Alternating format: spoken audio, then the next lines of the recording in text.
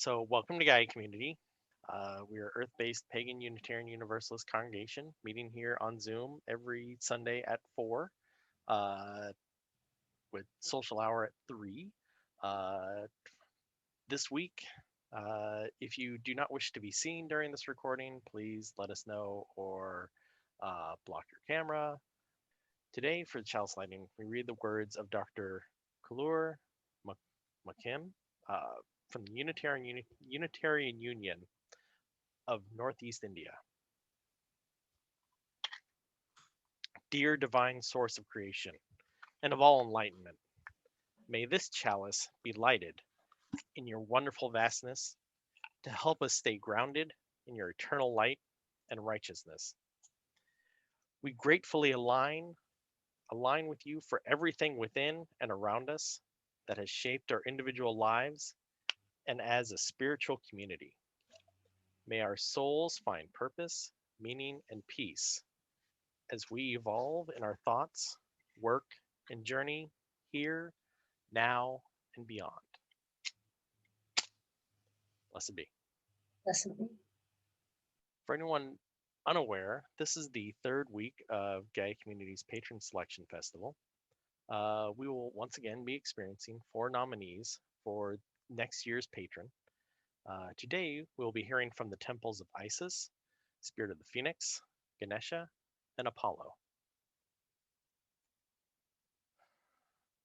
Before we are taken to the Temple of All Powers, where all these beings dwell, I invite you to take this time to check in with yourself. Begin with a deep breath.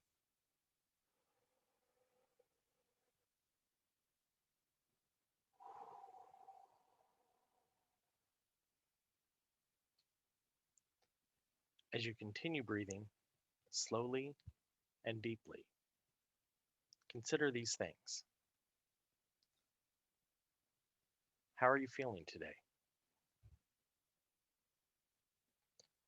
What values matter to me?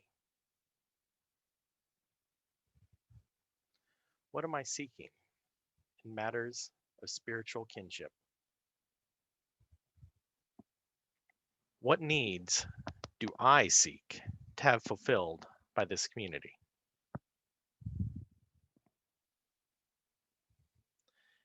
Which values and works put forward by the powers today do I think will best help Gaia Community become a place that will serve those needs?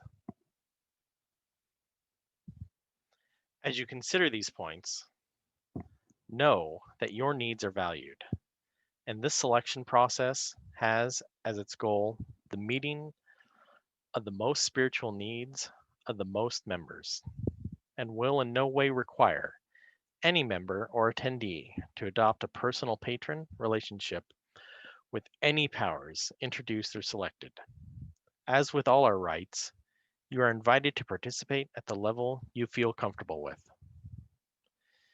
Keeping your stewardship of self and belief in the good of others forward in your mind, I invite you to settle into a comfortable position.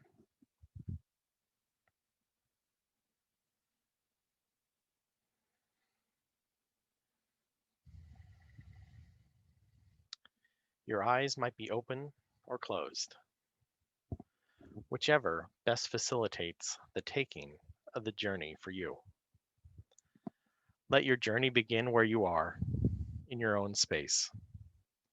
Today is a day you will visit the Temple of All Powers. The journey takes place here, in your mind, to a place beyond reality. All the same, the travel is familiar. You move from where you are currently resting, finding yourself outside your home or wherever you are. You begin the journey the way you begin every other journey.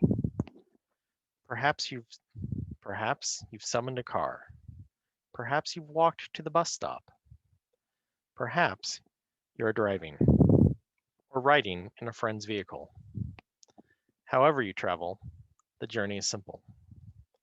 The world around you seems to know your purpose today, and there are no unpleasant commuters. No grumbling, dissatisfied people at the bus stop. Hardly any constraints in your movement at all. It takes very little time to move beyond your immediate neighborhood, the city where you are, and move out into the surrounding countryside.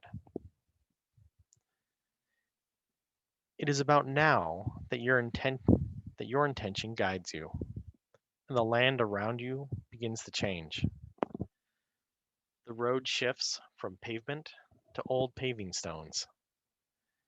Your conveyance, if any, drops you off at the bottom of a hill.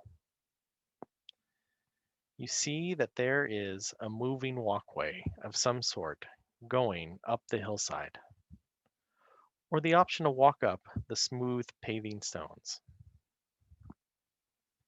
The trip up the hill passes easily. At the top, you see a huge, round temple. The exact style of it seems to shift as you look at it from different angles, shifting from culture to culture and era to era. As you enter, you see a dizzying array of altars and temple space to deities and powers from every time and place. Some of these spaces are made of stone, some are wood, some are metal or brick, and some appear to be the dark blankness of a starless night. Today, you have come to hear from 4 temples in particular: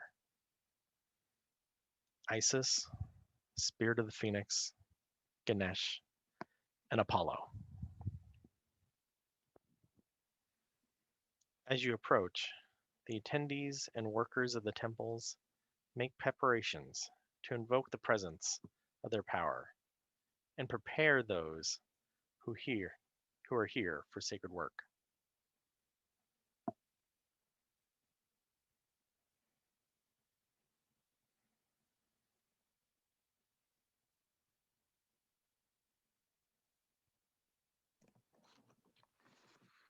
Welcome to the Temple of Isis.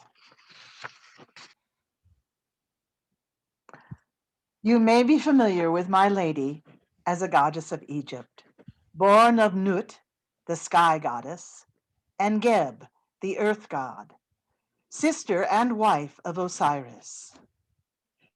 You may have heard the story of how Seth, the wicked brother of Osiris, tricked him into getting into a beautiful decorated chest, sealed it with molten lead, and flung it into the Nile. How Isis found the chest, revived Osiris with her magic, and conceived a son, Horus, then hid the chest in the Nile marshes. Seth found the chest again, and this time tore the body of Osiris into 14 pieces and scattered them up and down the country. Isis, helped by Thoth, Anubis, and Horus, searched for and found the pieces of Osiris, put him back together, fanned his dead body with her wings, and revived him to become the ruler of eternity, sitting in the underworld where he judges the souls of the dead. It is said that everywhere Isis found a piece of Osiris, there is a temple in her name. But did you know that 3,000 years after the first mention of her name in the first dynasty of Egypt, Isis had become the goddess of 10,000 names, worshipped across the Roman Empire from Egypt all the way to London, west to Spain, and east to Asia? When Alexander the Great conquered Egypt in 332 BCE, Egypt was suddenly opened up and became part of the Greek world, though Greek philosophers had been coming to Egypt for centuries. Alexander's successor, the Ptolemaic kings, encouraged the merging of Egyptian and Greek religions, and Isis became the wife of the new god of the Ptolemies, Serapis. As Ptolemaic influence spread through the eastern Mediterranean, worship of Isis also traveled along the trade routes to the coastlines of modern day Syria, Israel, and Turkey, and she became linked with regional deities. In Greece, Isis was originally linked with Demeter, goddess of agriculture. In the intellectual climate of Greece, the parallels between Isis searching for Osiris and Demeter searching for Persephone seemed obvious. In the first and second century CE, writer Plutarch likened her to Persephone, consort of Hades, the lord of the underworld. Sometime between the 3rd century BCE and the 2nd century CE, the religious initiation rites known as the Mysteries of Isis arose. By undergoing the mystery rites, initiates signaled their dedication to Isis, although they were not required to worship her exclusively. Isis was also linked to other goddesses. In and around Lebanon, she was associated with the Middle Eastern goddess Astarte. In Roman cities, she was linked with Fortuna, goddess of luck, and Venus, goddess of love. Temples to Isis were erected throughout the Mediterranean world. Among them was the Temple of Isis on Delos in the Aegean, a tiny arid island that became an important trading post in the Ptolemaic era.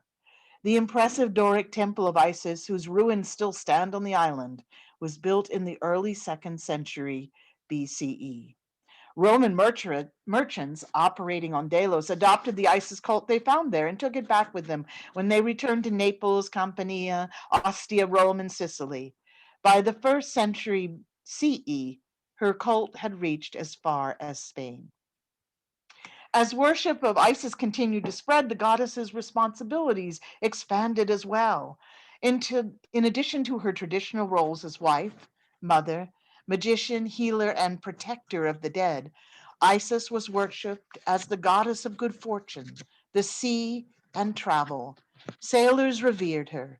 A festival held every spring became associated with Isis and was later known across the Roman world as the Navigium Isidis.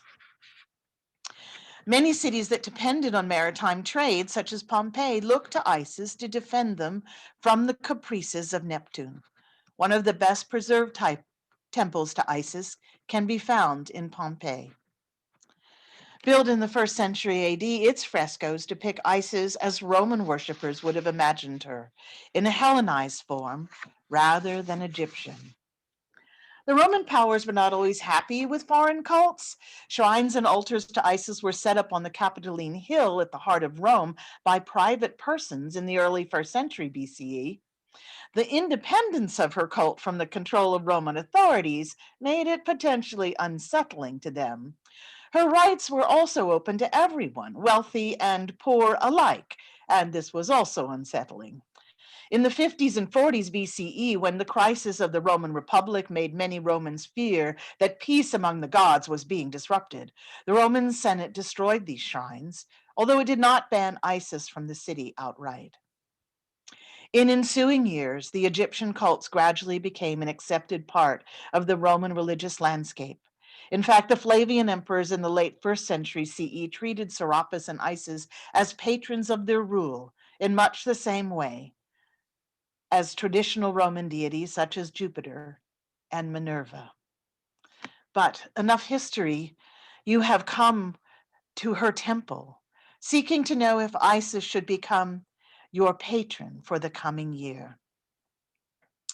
So before you enter her temple, I invite you to use a few drops of water to purify yourself in a way that seems appropriate.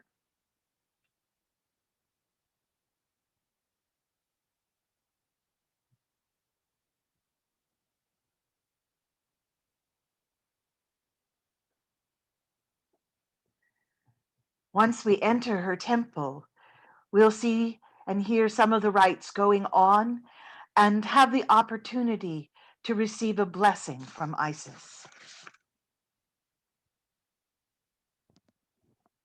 So I invite you, if you wish, to close your eyes and let this journey be within your mind.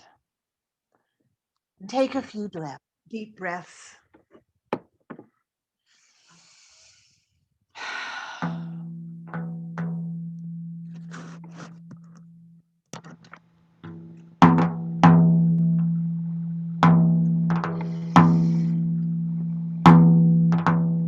So this temple is built in a Greco-Roman style. It's surrounded by a large court, enclosed by walls. And as you enter the enclosed courtyard, the sounds of the city fade away. The temple is made of stone. You can touch the marble columns with your hands. Perhaps the stone is warm from the sun, or maybe it is cool from shade.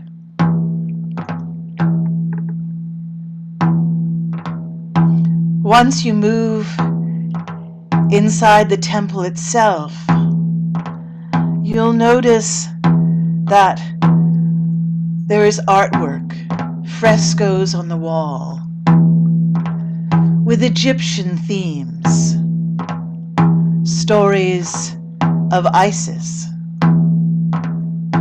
depictions of her many powers and the realms over which she holds sway.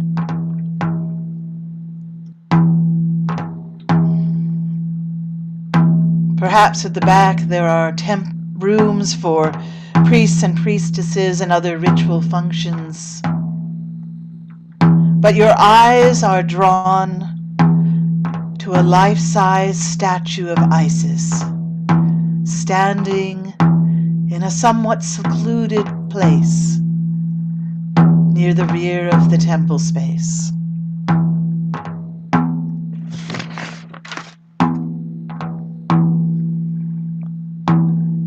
The statue is dressed in elaborate clothes. The dressing of the statue happens every morning before you arrived. The priests and priestesses dress it, offer it libations, pray to it directly, and sing hymns before it.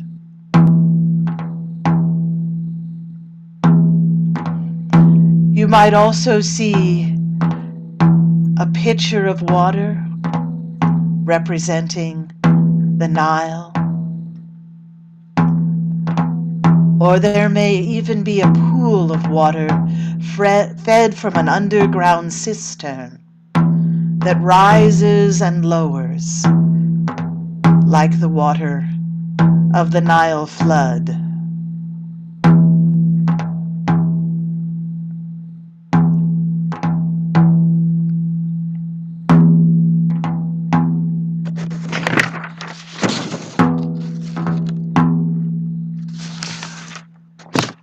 When you enter, a priestess is singing a poem to Isis. This one was composed in Greek, perhaps in the 1st or 2nd century AD. You listen. It is in the voice of the goddess. I am Isis, the mistress of every land, and I was taught by Hermes. And with Hermes I devised letters, both the sacred and the demotic, and that all things might not be written with the same. I gave and ordained laws for men, which no one is able to change. I am the eldest daughter of Kronos. I am wife and sister of King Osiris. I am she who findeth fruit for men. I am mother of King Horus. I am she that riseth in the dog star. I am she that is called goddess by women. For me was the city of Bubastis built. I divided the earth from the heaven. I showed the paths of the stars. I ordered the course of the sun and the moon. I devised business in the sea. I made strong the right. I brought together woman and man. I appointed to women to bring their infants to birth in the 10th month. I laid punishment upon those disposed without natural affection toward their parents. I made with my brother Osiris an end to the eating of men. I revealed mysteries unto men. I taught them to honor images of the gods. I created the precincts of the gods. I broke down the governments of tyrants. I made an end to murders. I compelled women to be loved by men. I made the right to be stronger than gold and silver. I ordained that the true should be thought good. I devised marriage contracts. I assigned to Greeks and barbarians their languages. I made the beautiful and the shameful to be distinguished by nature. I ordained that nothing should be more feared than an oath. I have delivered the plotter of evil against other men into the hands of the one he plotted against. I established penalties for those who practice injustice. I decreed mercy to suppliants. I honor righteous guards. With me the right prevails. I am the queen of rivers and winds and sea. No one is held in honor without my knowing it. I am the queen of war. I am the queen of the thunderbolt. I stir up the sea and I calm it. I am in the rays of the sun. Whatever I please, this too shall come to an end. With me everything is reasonable. I set free those in bonds. I am the queen of seamanship. I make the navigable unnavigable when it pleases me. I created walls of cities. I am called the lawgiver. I brought up islands out of the depths into the light. I am lord of rainstorms. I overcome fate. Fate hearkens to me. Hail, O Egypt, that nourished me. The singing of the priestess dies away.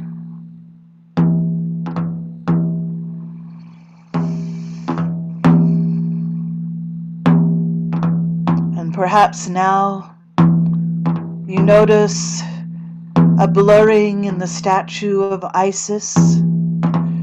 Perhaps there is movement there. Perhaps the goddess herself has infused it.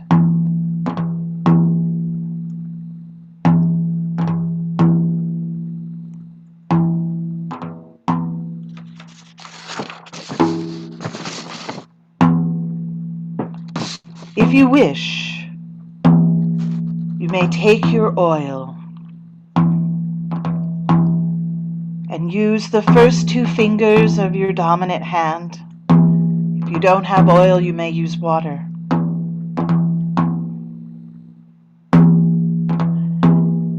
And as I read these words, touch with the oil the parts of your body that they mention.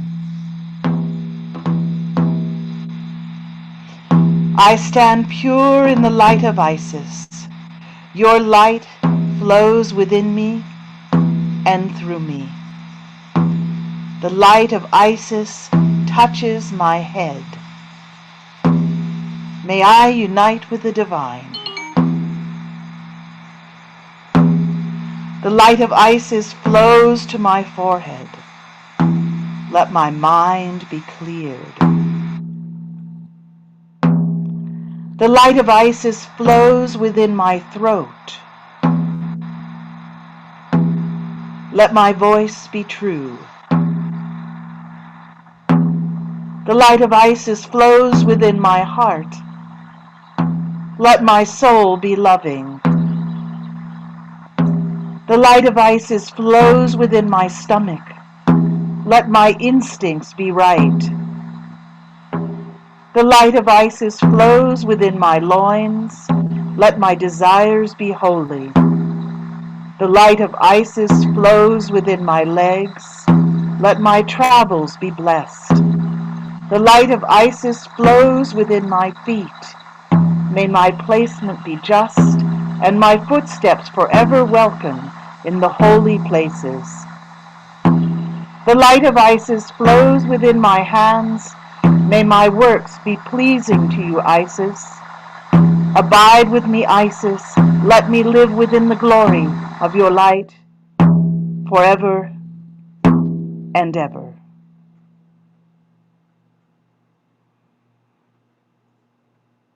And let the energy of Isis fill you.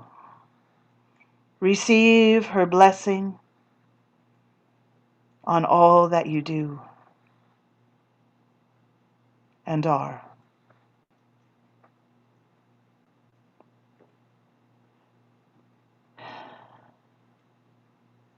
And when you are ready, you may turn and walk through the entrance of the temple. As you pass the door, you notice that there are signs and posters asking for donations to help the women and children of the community. For this is an area dear to the heart of Isis. Thank you for joining us today, and please return at any time. Hail Isis.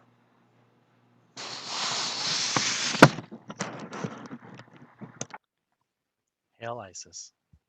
Thank you, Temple Isis.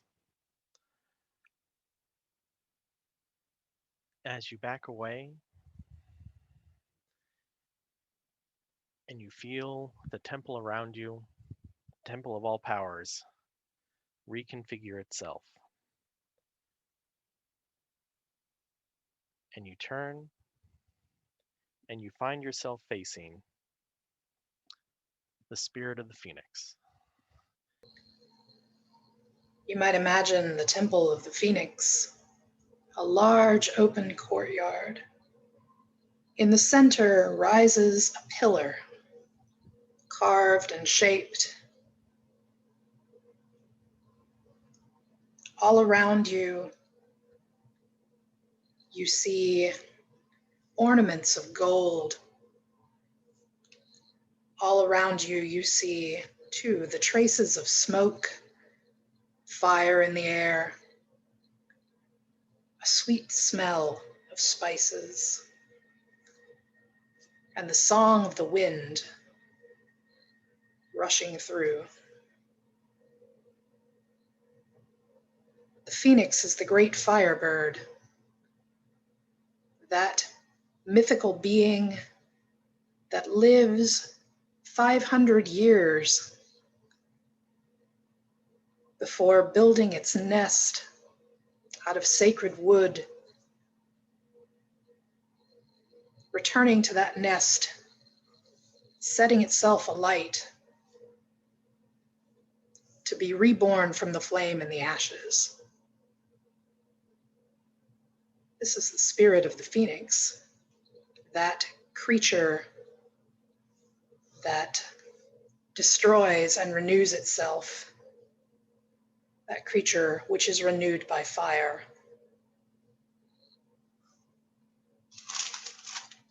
The story of the phoenix comes to us from Greece, but it is a reporting of an earlier legend, perhaps. In Egypt, there was a great bird called Bennu, and the Bennu bird was there before the beginning of all things. The Bennu bird is the self-created one who called forth the emanations of Atum, who called forth dry land from the waters of the ever-flowing oceans of chaos. The Bennu bird was worshipped in a cult center in Heliopolis in Egypt, the city of the sun. It was thought of as the Ba of Ra, that bird soul of the great sun god. And it too was an Osiris because it passed away and returned. It died and returned to life. The Bennu bird was a symbol of renewal not only for itself, but for the people and the land around it. And it would return to its center at Heliopolis every 500 years to enact its immolation. Sometimes, seeking that energy of renewal and rebirth, the people would call to it to try and attract it out of season. And to do that, they would build a nest of sacred wood, scented wood, incense. They would build this nest in the center of a courtyard, surrounding a great pillar on which the Bennu bird, the phoenix, would sit.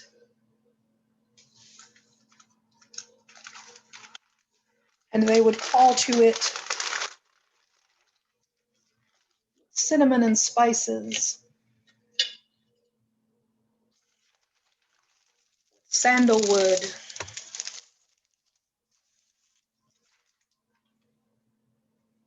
building this great pyre, and they would call to it with songs and praise, asking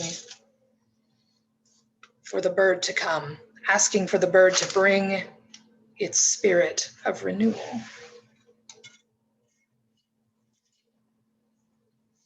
At Amarna, lavish gifts of gold were given, jewels and of salt. Festival of the Phoenix.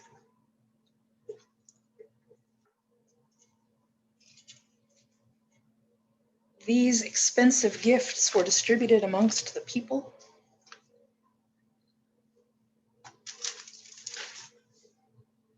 In an atmosphere of joy, the renewal brought by the phoenix, brought by the Bennu bird, was joy.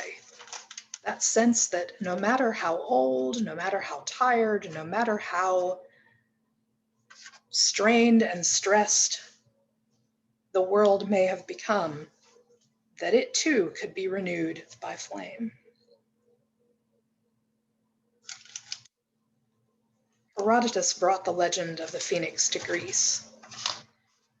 He said that it did not renew itself, but that every 500 years it carried the corpse of its parent to Heliopolis to burn, that the phoenix was a symbol of continuity, legacy, respect for the past, respect for where you come from, combined with the necessity to renew things periodically.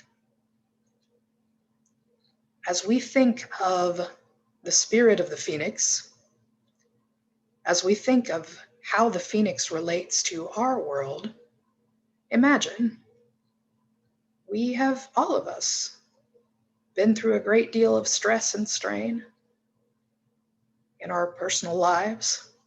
The world is old and tired. The world is in need of renewal, perhaps. And so we might, like the Egyptians at Amarna, build a great pyre. We might decide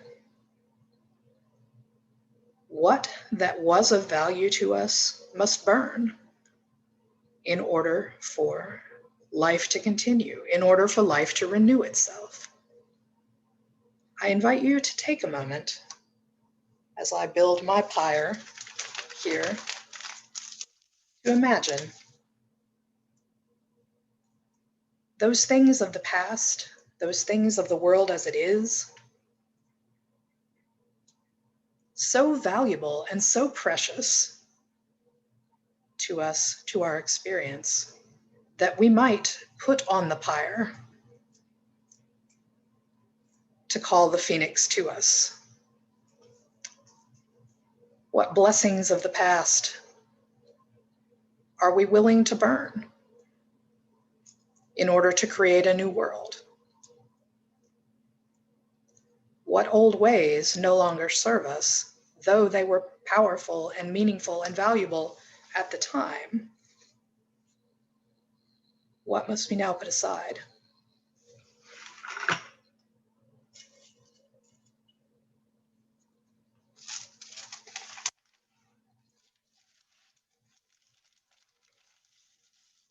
Phoenix legend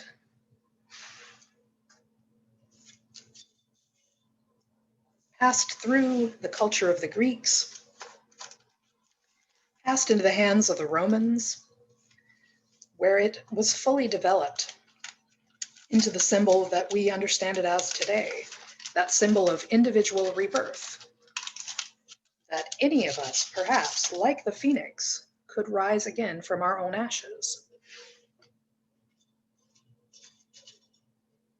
From the Romans, the symbol passed to the Christians, who used it as a symbol of their Savior's promise of life after death. And the phoenix symbol through Christianity permeates art and literature, poetry, until there is maybe no one in the English-speaking world that would not recognize her.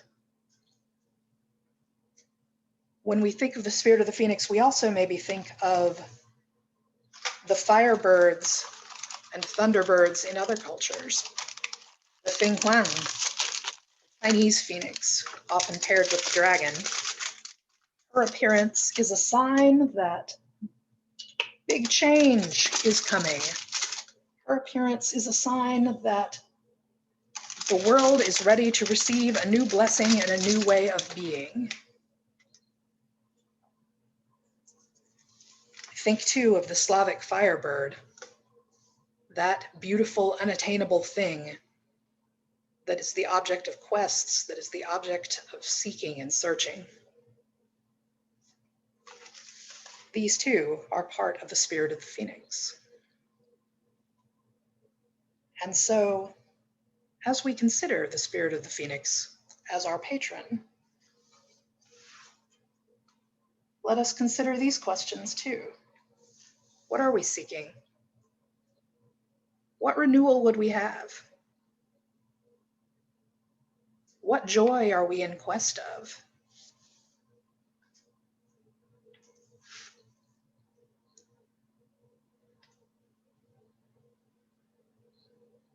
Those questions and those answers help us to call out to the spirit of the phoenix, to invite that spirit into our space and into our practice, to bring us renewal.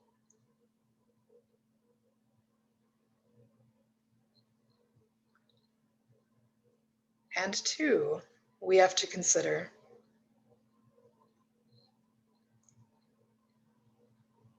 what of ourselves we are willing to lose in the fire.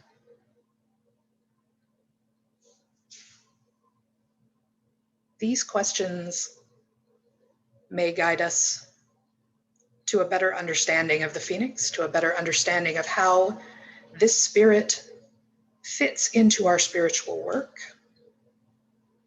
And so, as we consider going forward,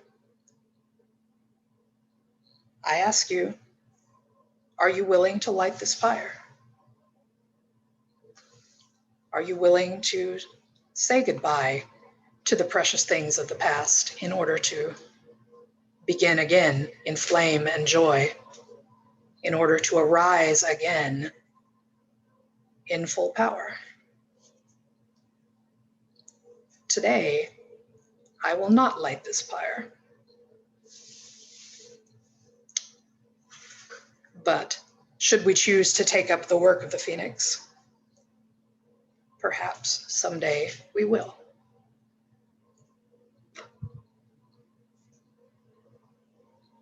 Carry that question, that wonder with you as you go forward in your work today. May you be blessed.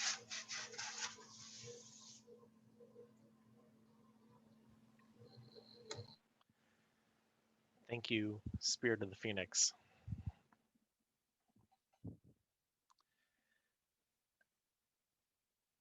And as we walk back away from the niche of the Temple of the Phoenix, and we see the temple, the power of all things, reconfigure itself. And appearing in front of us again is the Temple of Ganesh, the Temple of Ganesha. And we walk forward into that power. We are here today to learn a bit about Ganesha, as we consider him to be our patron for the coming year. As a modern people, we are not going to try to recreate one of Ganesha's fabulous temples. What we are doing is reflecting on some of the insights of this revered world tradition and studying some of the symbols and attributes of the tradition of Ganesha. As we begin, let us light our incense.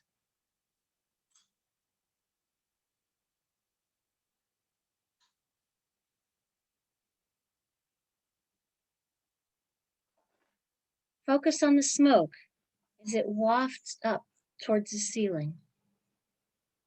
Breathe in the relaxing scent of it. Draw in a deep 3-count breath.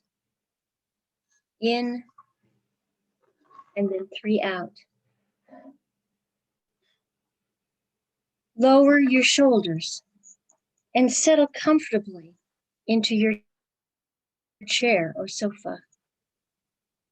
Take another 3-count breath in and then out.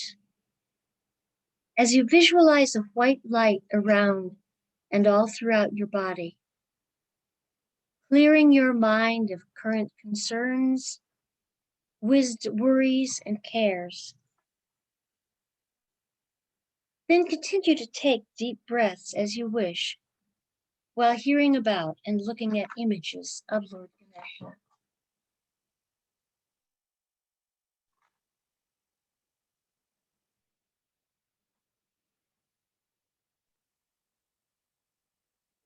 Ganesha is one of the most widely revered devas of the Hindu pantheon. One origin story is of his mother, Parvati, creating her son from her sweat and soil while she was bathing, bringing him to life as a handsome young boy, with one purpose being to guard the door of her house so she might bathe uninterrupted. When Shiva, her consort, tries to come in, and he is denied entrance by the boy, this angers Shiva, and so he draws his sword and strikes the boy's head off. Parvati is outraged, demands that Shiva repair the damage.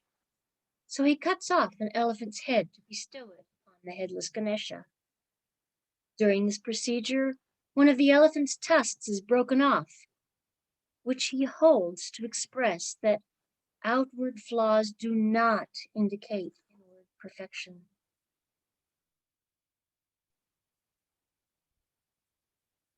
Ganesha is widely revered for wisdom and cleverness. He's invoked as the remover of obstacles, the problem solver, the creator of good fortune and of new beginnings. Ganesha is the patron of arts and sciences, the diva of intelligence and wisdom, and is identified with the mantra Om. In the Hindu tradition of imbuing each detail with meaning, every aspect of his form has significance. His elephant head indicates wisdom and understanding. This union of a human body and an elephant head represents how the spirit should live in harmony with nature.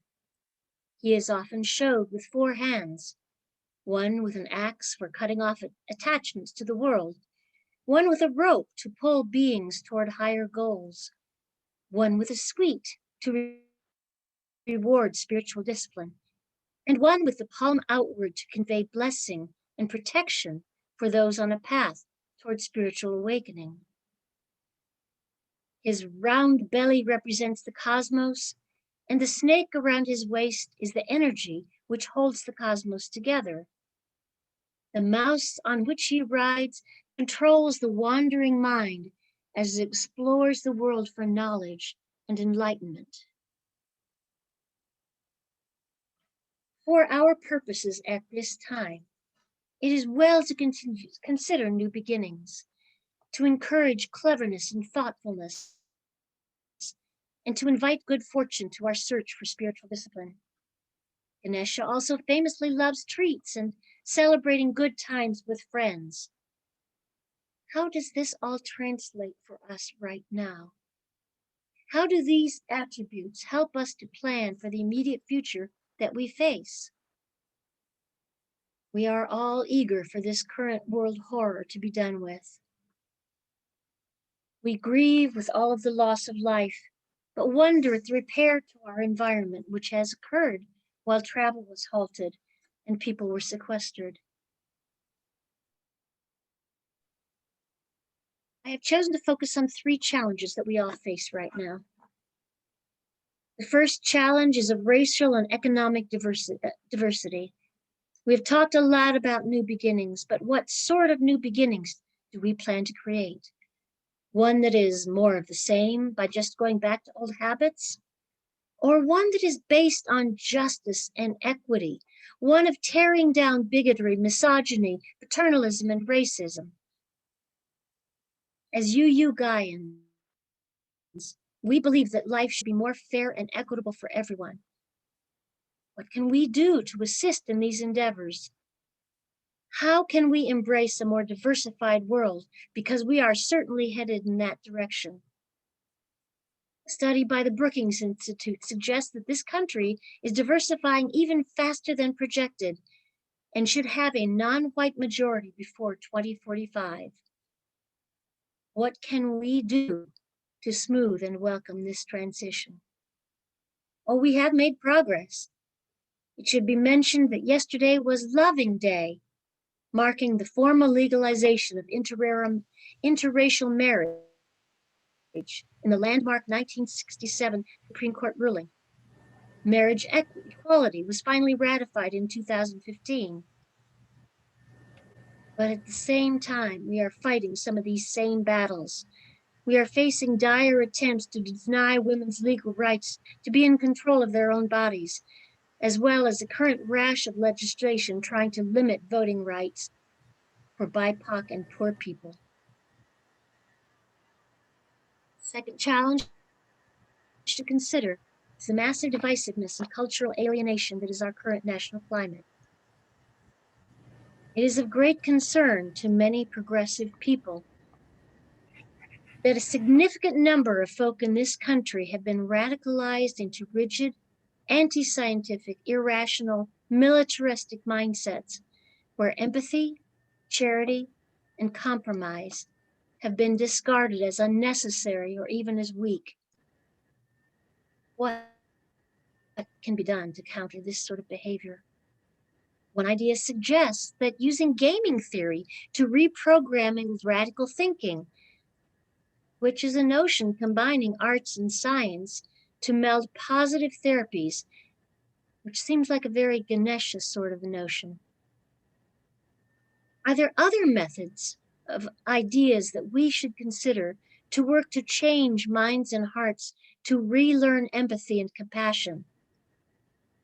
I would suggest that we bend some energy toward this.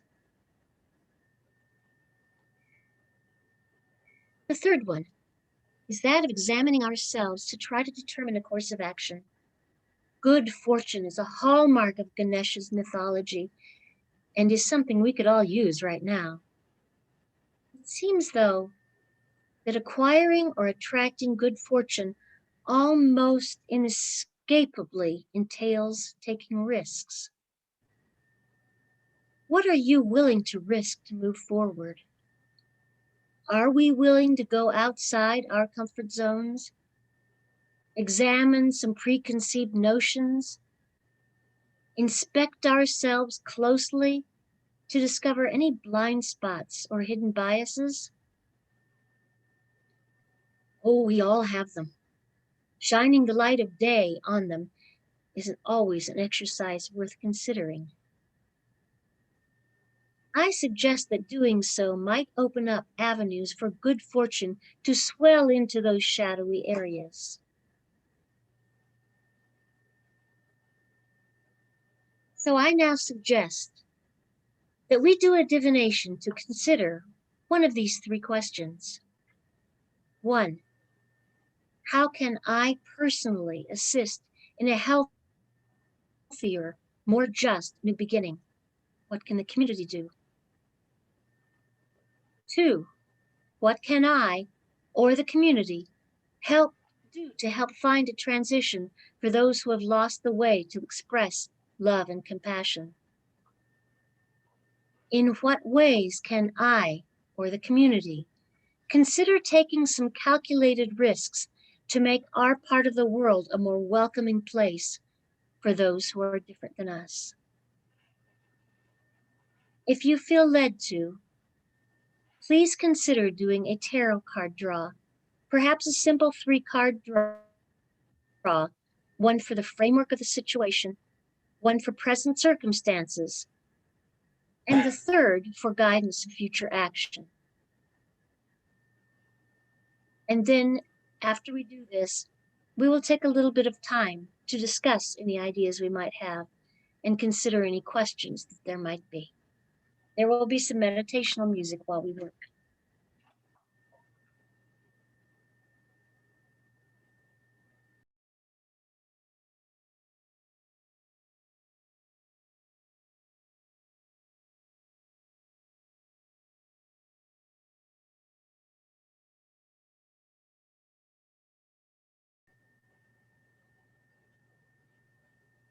Sorry if I cut anybody short on what they were writing. Does anyone have any ideas or any insights that they would like to share? Do go ahead and unmute yourself.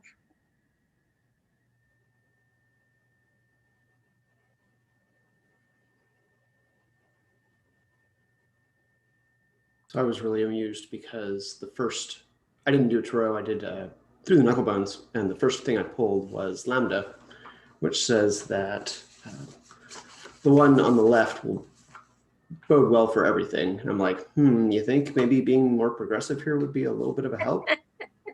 That couldn't be much clearer.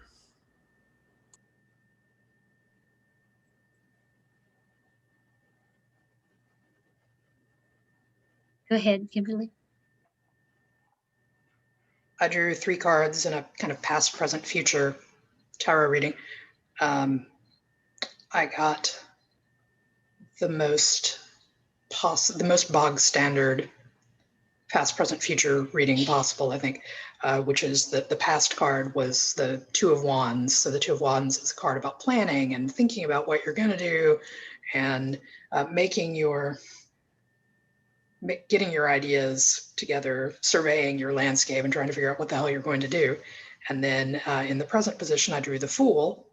And then in the future position, I drew the Magician, which is like, I'm going to say that that's a generic past, present, future reading as much as it is possible to have one.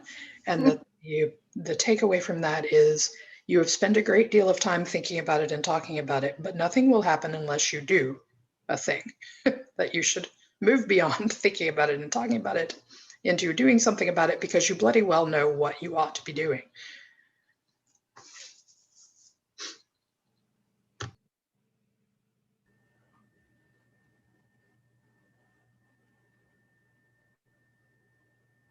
Go ahead, Barbara.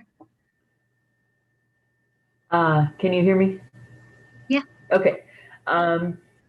So I did a 3-card draw from the tarot on the question of how do we help move things from all this fomenting of hate into a more loving and accepting world. And I'm voicing this primarily to get feedback from you guys. The first card for the framework of the situation was the 1 of Wands, the Ace of Wands. Out of the meanings possible, I pulled power, virility, inheritance. Power. Looking at the specific circumstances for right now, I get the 7 of Swords, a paranoid kind of card, representing unreliability, betrayal, spying, dishonorable action, and stealth. So yeah, but then I draw for what should we do? What could we do? I draw the Queen of Pentacles, which kind of sounds like we need to get some rich broad to help us out, but I don't think that's it. Maybe, but yes, please tell me ideas. For me, the Queen of Pentacles is a card that is fundamentally about providing hospitality. I interpret her as being that kind of abundance and the sharing of abundance, like a compassionate sharing of one's abundance. So I think of her as being sort of the hostess of the tarot. I like it. It works.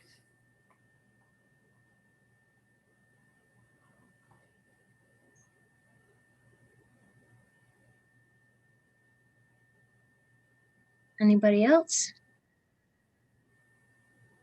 If I can go. Yeah. I couldn't remember all the questions, so I went with what risks am I willing to take? And I sort of did it more for me. And then I'm like, so I shuffled my cards and then I'm like, okay, well, what are these 3 questions going to be? So I chose the situation now and got the Sun reversed in Rider-Waite. And I thought, okay, well, that kind of means maybe I'm feeling that my light is suppressed a little, perhaps. And then I said, okay, well, what's the situation possible in the future? And I got Temperance, which is like better balance and creativity and art and maybe moderation, according to the book. And then the third question asks, well, what do I have to risk in order to get there? And I got the Hierophant reversed. And my first thought was that I need to stop teaching or change something about teaching. So I don't know if that's right or not, but that was my first thoughts about it. Anyway.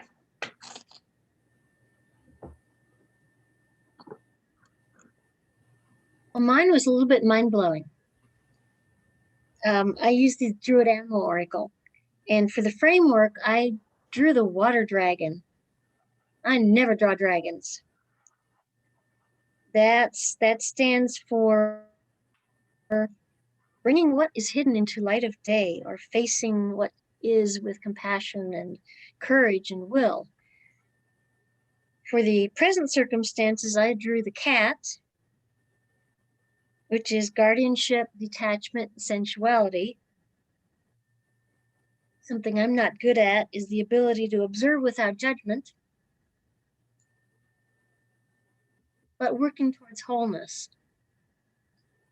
And for the future, I drew Raven, which is healing, initiation, and protection. Healing with a resolution of opposites, which seemed pretty potent to me. I'm going to think on this some more. These cards always have a lot. It pays to look at, like any tarot, to look at the details on the cards and see what meaning you get from the details. Anybody else have any ideas they want to share?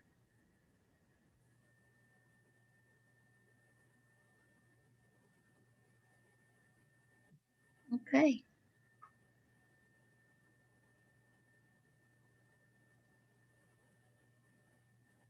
Appreciate everyone being here today as we approach the end of our selection process. I hope that this time looking at Ganesha has been helpful and illuminating as we select our patron for the coming year. Blessed be. Blessed be.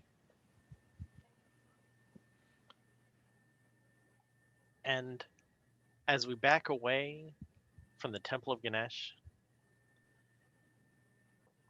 and the Temple of all powers reconfigures itself again, and we find ourselves in front of the Temple of Apollo to hear their words of wisdom.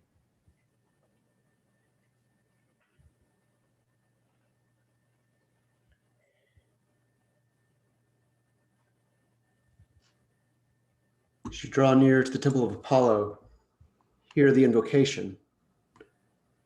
Iopeon, Phoebus Apollo, far shooter, unshorn, far-seer.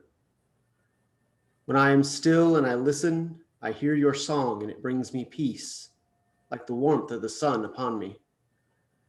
Golden-haired archer, Lord of Delphi, grant me the ability to see where my strength lies, so that I may have the courage to draw my bow and fire my will toward that which I seek. With thanks that you are near me, that I may somehow touch the sky, I hear you in the music of the wind, I see you in the gleam of the sun, and I feel you above and behind me, keeping watch. Hail, Apollo. Welcome. As most of you probably know, Apollo is one of the 12 Olympian gods from Greek myth.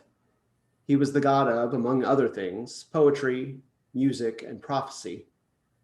He often was conflated with either Helios or Phoebus as the god of the sun. Famously bisexual, he both had and sought lovers from many realms and in many forms, albeit not quite as many forms as his father Zeus. He was associated with archery, along with his twin sister Artemis. 4 days after his birth, he sought out and killed the Python, a monster which had chased their mother Leto across the earth while she was pregnant. While Artemis's archery is most often in service of the hunt, Apollo's arrows carry both plague and the healing energy to protect from plague and sickness. As we exit the year of the COVID-19 pandemic, I invite you to consider Apollo as a patron for Gaia community. I asked you to bring a strip of paper and a writing implement, along with some method of divination. Our work today will be asking for guidance from Apollo as we move forward. This will be a very personal work. It should be focused on some question of your own. You may already know something ahead that troubles you, a goal that is unclear, an obstacle that is looming, or even just a choice that is as of yet unmade. Alternatively, you may have a goal in mind, but no idea of how to accomplish it.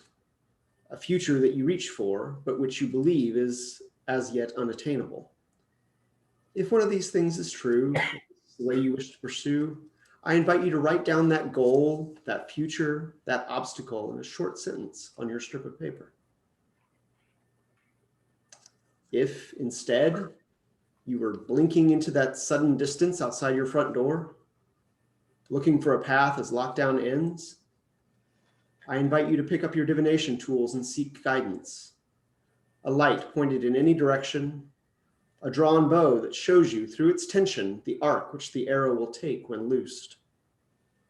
You may have a hint of a question or none at all, and simply choose to open yourself to the guidance of the god of prophecy. When your divination is complete, write down what you've learned. If you wrote down a problem, an obstacle, a goal, then I invite you to take up your divination tools and let Apollo help show you the way. In this case, the arrow's flight shows the path out, over, around, or through your challenge. Again, you can condense that wisdom and guidance down on your slip of paper in a simple sentence or two. I'll play some music for the next 4 minutes or so as you think, listen, and write.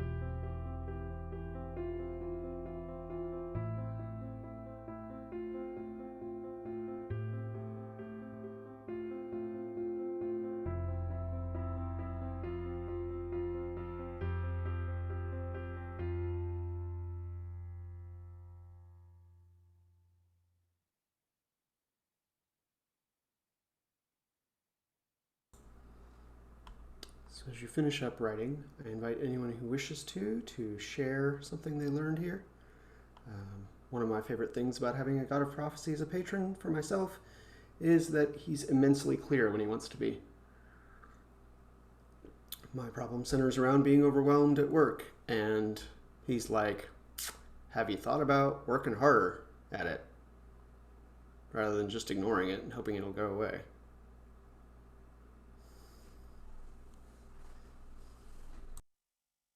My question was, how do I feel rested and re-energized myself? And the answer was, spend time by yourself and seek yourself. Great, thanks.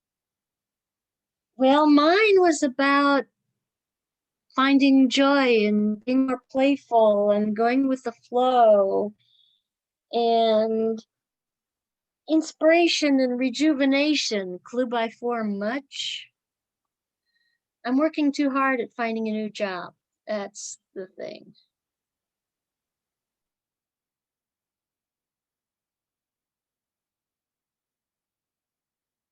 Anyone else? If not, then that's fine.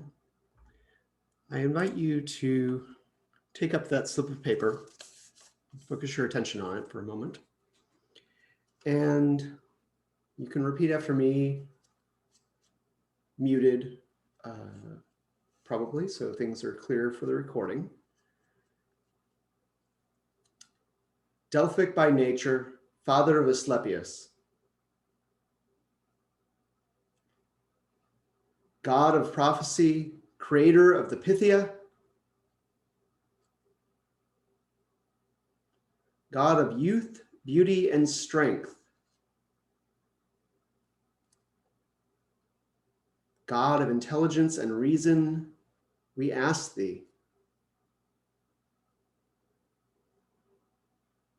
show us what it is to have the power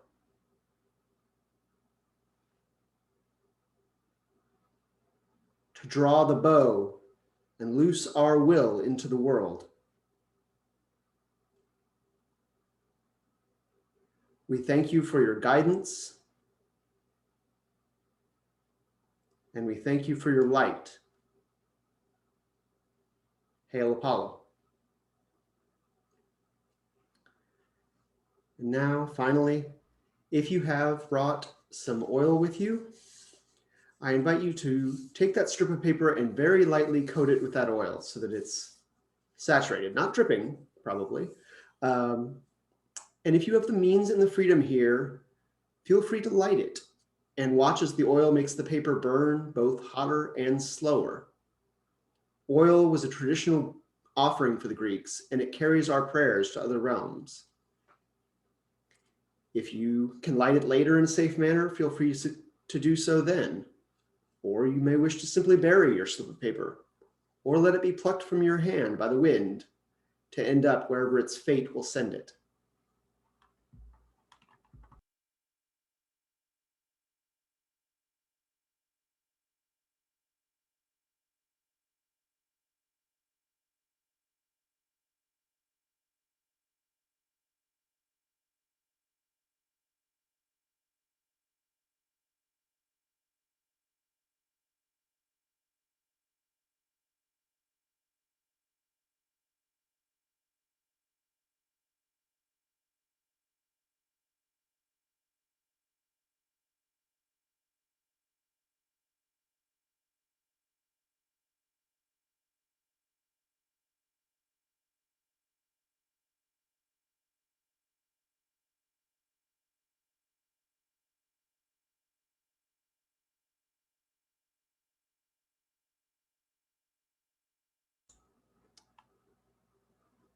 And now I thank you for your time and attendance at the Temple of Apollo, and I bid you well and good fortune the rest of your journeys today. Hail and well met. Hail and well met, Temple of Apollo.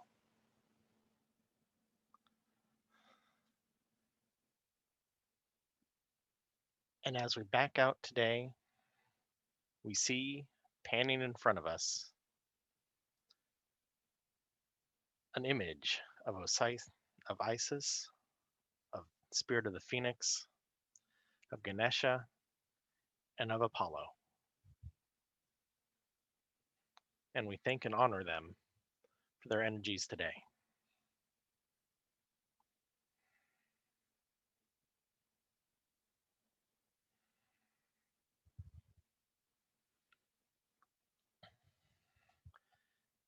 This has been the last ritual of 3 for our choosing of patron for the next year. It is at this point I ask the team who is in charge of it how exactly those forms or whatever are going out. So I believe that's Kimberly and myself. And what will happen is we're going to post up this video as the third of the 3 selection or festival of patron offerings, and let people have some time to view that. And then starting next Sunday through the end of June, we'll do ranked choice voting among the 12 candidates. So on our website, and through all of our social media, we'll have a link to a voting panel that will let you choose as many as you like in whatever order you prefer. And then we will tally up all those votes at the end of June, and we will have a patron or a deliberate choice to not have a patron for the coming year. And then we will do a farewell to our current patron and a welcome to our next patron, and all those things will happen as the schedule dictates. Kimberly, do you want to add anything to that? No, I believe that you've said all of the things. So please watch the Gaia website, GaiaCommunity.org, and our Facebook group, and perhaps our Discord server, however you get communication from Gaia Community. And we'll have a link to that voting form up very soon. And this is open to anyone in the community, not just members.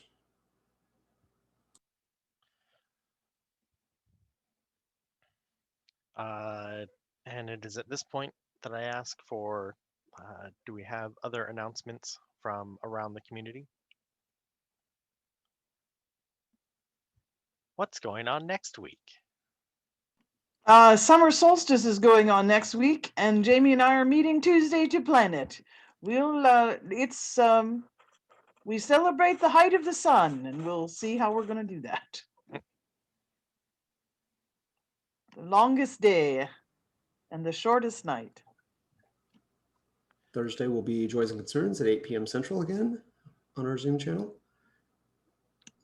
I believe that is the only things going on this coming week.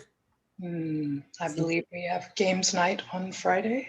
Games night. I'm sorry, I'm looking at the wrong week. Yes, Friday, 7 o'clock. Friday, 7 o'clock, games night. And then Saturday, 10 a.m. will be the June ritual for business.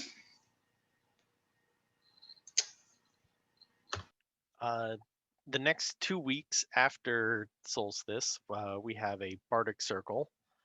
So please be preparing your stuff to present. After that, for the 4th of July, we're having an SOS. A Sharing Our Spirits, where the people who show up that day are the ones who put on the ritual. And at least per the calendar, Barbara will be wrangling that. Sorry, I don't have the link right in front of me, but if you have offerings to give, then now would be an opportune time. So it has come to the point where we do our standard closing short form. We shall do this call and response since it's being recorded and we don't know who else will be showing up. So the circle is open but unbroken. The circle is Open, open, broken. but unbroken. May the peace of the goddess go in our hearts, May the May the peace of the goddess go in our hearts, and the dance of the god enliven our days. and the dance of the gods enliven our days. And may we care for the earth and each other, And may we care for the earth and each other, because our lives depend on it. because because our lives depend on it. Together, Merry Merry meet, meet, and merry merry part, part, Merry And meet merry again. meet Meet again. again. Woo! Woo!